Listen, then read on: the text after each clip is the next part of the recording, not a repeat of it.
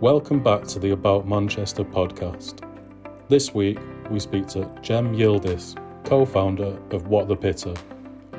Originated in London, they have recently opened a new chain of their vegan kebab restaurant in Manchester.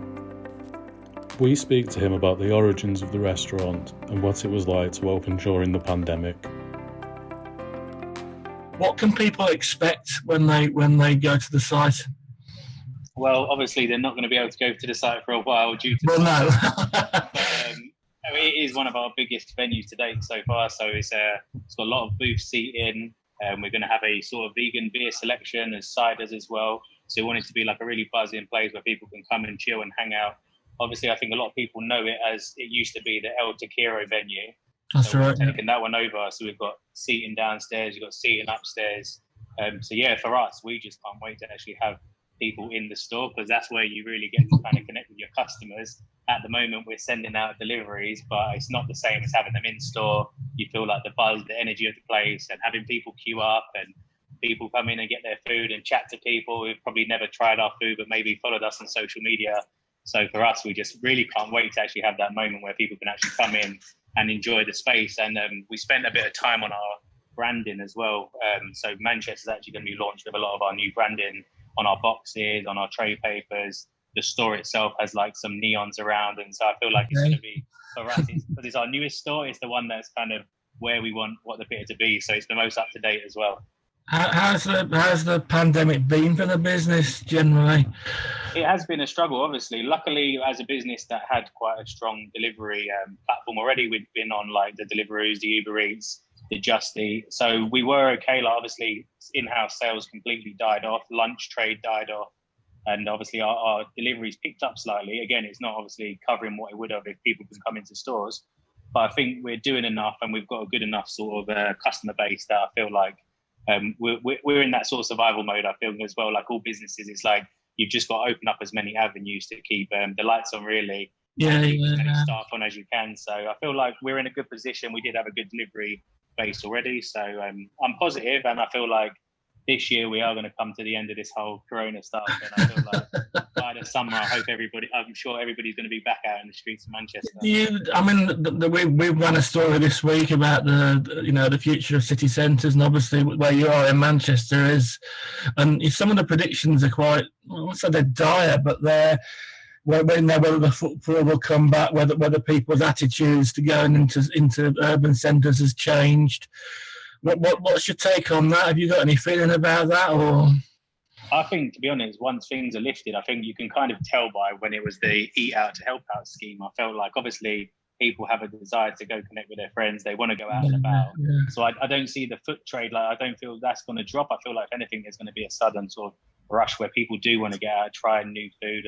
Everybody's been stuck in eating the same old brands, and I think they want to get out and try new things. And I feel like that's not going to change. People do want to go to venues with their mates, try out new places, try out new food. So although maybe some people might be hesitant at first, I feel it's one of those things where people get back in the habit of going out, and I feel like it will just go back to normal. Obviously, I don't know how that might affect retail, but I feel like food and the pubs and stuff like that, people just love to go out and socialise. So I can't see that going away. I feel like that's sort of like a human natural desire, really.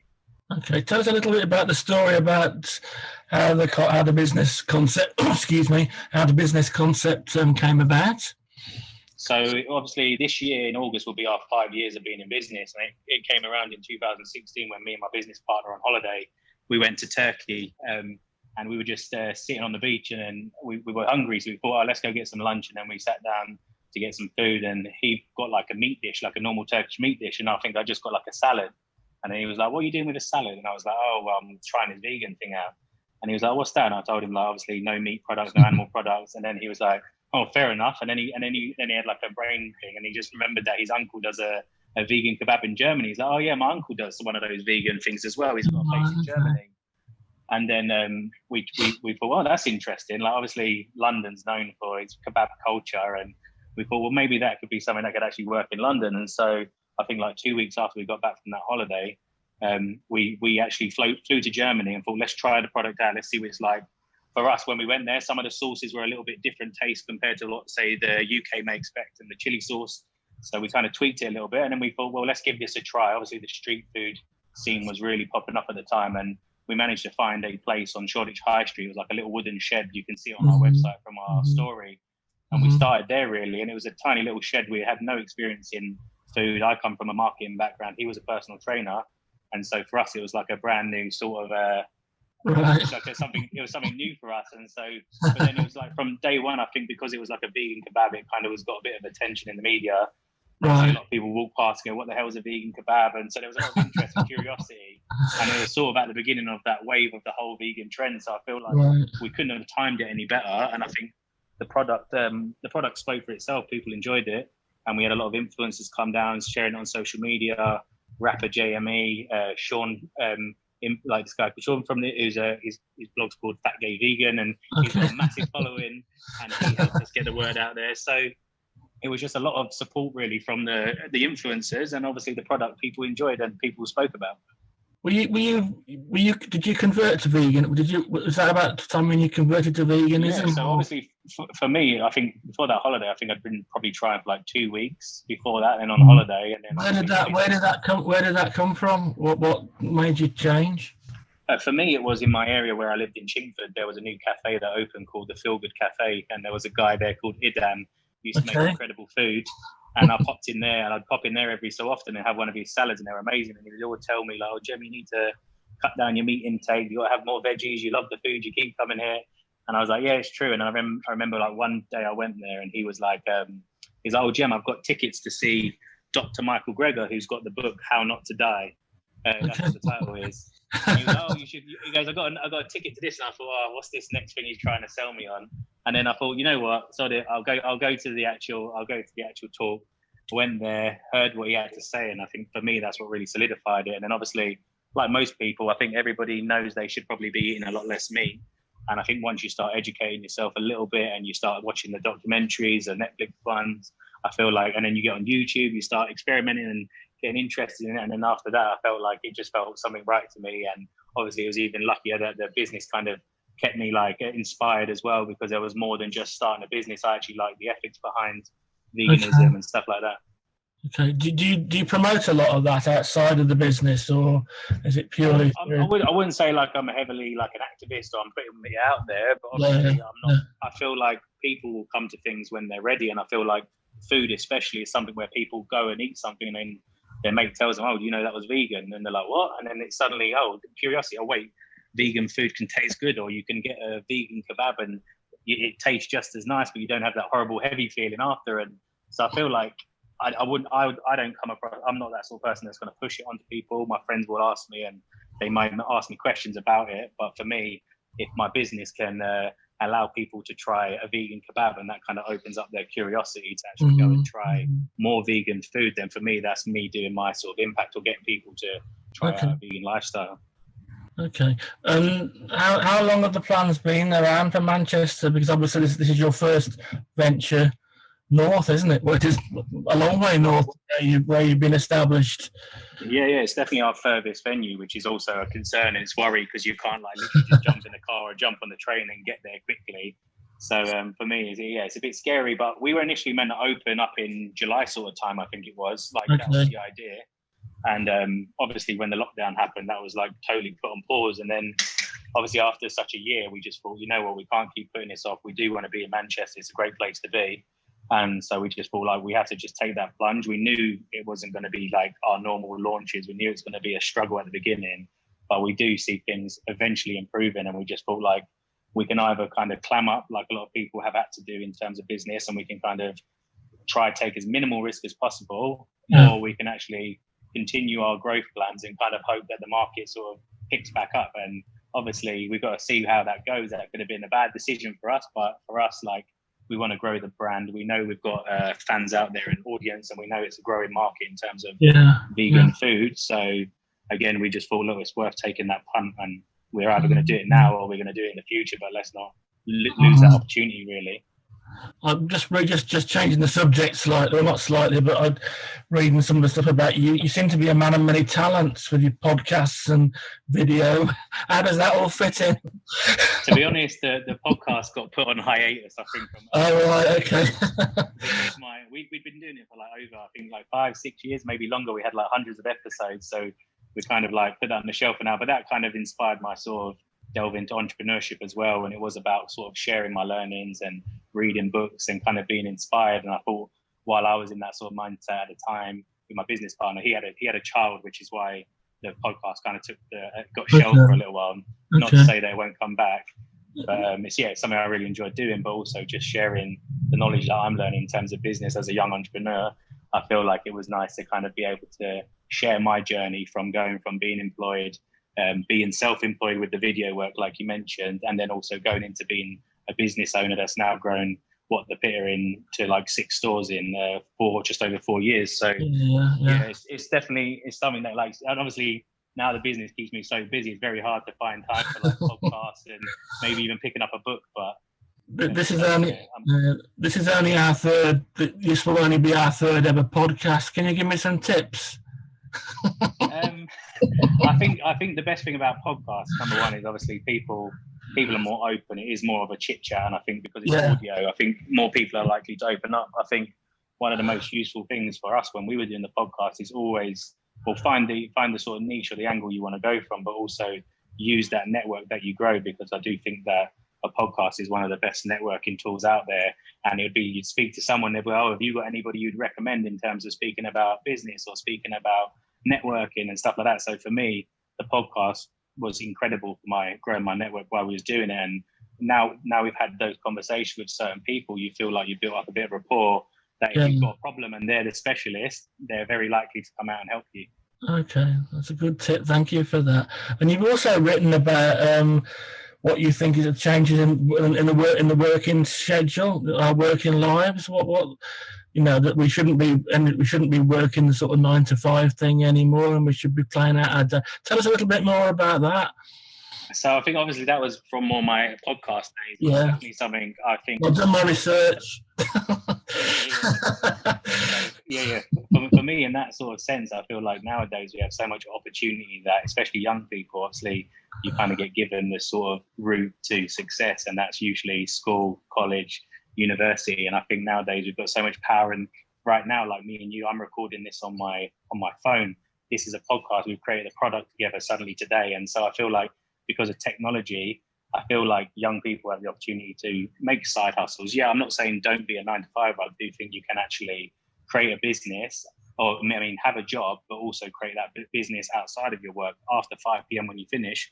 Who's to say that you can't sell candles on Etsy, or who's to say that you can't have a podcast where you record stuff after your day's work? So I feel like, and for me, that's exactly what I did. Like while I was working for a charity doing content, I was also doing video work as a freelancer for other clients outside of my job. And I feel like we have that available to us nowadays. I'm not saying the 9 to 5 doesn't work and not for everybody, but I feel like we have got technology and we have got the biggest opportunity right now to actually go out and create businesses, whether it is like with us, our shed, it was a very lean sort of method of creating a business. Like if it weren't very good after a month, we would have closed it down, but it wasn't a huge risk. Right. And I feel like nowadays with technology plus social media, you can test businesses out very cheaply. And I feel like, so I just feel like the 9 to 5 is one option, but I feel like now people should explore the other options available that for making additional income, or kind of I think it's always good to have multiple streams of income as well. So absolutely, just my mentality on that. No, I couldn't agree more. I mean, one of the things is, this pandemic, this last 12 months or however long it's going to last, will have shaken up the working world, it'll have shaken up the social world as well. Do you think this is an opportunity? Because a lot of youngsters are going to be left, I think, are going to be left behind with what's happened. Do you think that this route is something that you recommend for people to do? Well, I think so. I think obviously a lot of people have got a lot of time on their hands on furlough, and I think you only have to go onto YouTube and like Google and just search like 5 businesses you can start today, or some simple thing like that. And I feel like you've got platforms like Etsy, you've got Uber. You want to be an Uber driver on the side and make a little bit extra money. If you want to go and create a podcast, like we used to be sponsored for our podcast and actually make money from that. That weren't my main business. Or you've got an eye for taking photos and you're going to go and support small businesses and create content for them. I feel like there's so many different options. You've got another platform called Fiverr where you can create a mini gig. If you're good at making logos, you can sell your logo for $5 or $10 and it becomes like a side business. I feel like obviously in these sort of circumstances, you can't leave everything to like either an employee to create the business, but you've also got to create opportunities for yourself. And if that means having a side hustle, then I feel like it's very much possible. I know a lot of people who are now on furlough from their work, or they're just not as busy at work, and then their brains are ticking about, well, what else can I do? Should I put a little bit of money into stocks? Should I start making glassware instead of selling Etsy? I just feel like we need to teach sort of young people in these times not to sort of get afraid, but actually see like the opportunity in them and actually become entrepreneurial, because the jobs of the future require that mindset as well. You can't just expect a wage to be given to you. You can actually go out there and create opportunities for yourself. And so, yeah, I feel like there's definitely these sort of times teach people to even for us, I always felt like, wow, we were on this growth trajectory. This is the hardest time of our business, and it's probably going to be one of the hardest times ever. Who knows if it happens again? But I feel like it teaches you to be lean again, not to get ahead of yourself. It teaches you to weather these problems. And I feel like that's just the same for young people getting jobs. I left university in 2011, and it was still feeling the recession. I couldn't find a job, and I had to get how many unpaid internships before I got my foot through the door. So I feel like it just teaches you a lot more resilience. So I think people should use it as an opportunity. It's not great and it feels scary, but at the same time, you've got to find where those opportunities lie and not be one of those people that just accepts the situation, but actually looks for the opportunities in the situation. Do you think the education system needs to change? Oh yeah, I've spoken about that a lot on my podcast. I feel like it's very behind. You're teaching people jobs, you're teaching people it's literally like a factory system. And obviously if people want to read up more on that, I would definitely check out Seth Godin, because he talks a lot about that, how we're educating ourselves for jobs that no longer exist. And so if you're teaching technology that's out of date, or you're teaching people account, obviously I feel like people need to become specialized in certain areas. And I feel like school is just not the one. And I feel like, I don't know how they're going to change it. Obviously you need to learn the basics, but I feel like there definitely needs to be some sort of shake up in terms of how they teach people, because we're no longer having to put on a suit like we do in school. We no longer have to do factory work that requires you just to learn one thing over and over again. You have to have that lateral thinking, that creativity. And I think that's exactly what jobs need now in the future, because all those manual things you used to do, you no longer need an accountant if you've got QuickBooks. So like there's so many jobs that are becoming redundant, or they're being outsourced to AI or technology. And so for me, it's like, well, for young people, they should be looking at where is the world heading, and how do I sort of put myself in that sort of stance so that I'm already ahead of the curve. Like, as I say, when I came out of university, initially I wanted to go into TV and film, and I wanted to film in that way. But then the market had already changed, and suddenly people want video content for social media. I never thought about it in that sense. But then suddenly when I switched my mentality from thinking, oh, the only video jobs are working for the BBC, but actually I could work for loads of small businesses creating their content for social media, suddenly that job back then is now more in demand than ever. People used to laugh at having a media degree, but actually now people want specialists who can take photos, do video work, knows how to use social media, knows how to use Facebook ads. So you just have to, like, as a young person, you have to see what jobs are going to be there in the future, and you have to kind of self-educate, which is cheaper than ever now. You can go on YouTube. Yeah, your teachers might teach you something, but if there's something you want to specialize in, there's no doubt you can find a free course online, or just on YouTube, or just aspire to be like some other people you watch on YouTube. So I feel like, yeah, you can't also blame the schools. You've got to also make young people interested in learning for themselves, not for a grade, but actually out of curiosity. Yeah, I couldn't agree more with you. Totally 100% behind you on that. Okay, well, that's. I think we can sort of wrap it up there. It's been great talking to you, and I hope maybe we can meet when the time is right over a nice vegan kebab in Manchester. I look forward to it. 100%. And just to let people know, the address is 42 Back Turner Street, and we're on a Deliveroo exclusively. So if anybody wants to order in, they can get that food delivered to their house, and hopefully we'll get to meet them in store, and yourself as well. Brilliant. Thank you for your time, and hope to see you soon. Cheers. Bye-bye. Bye-bye.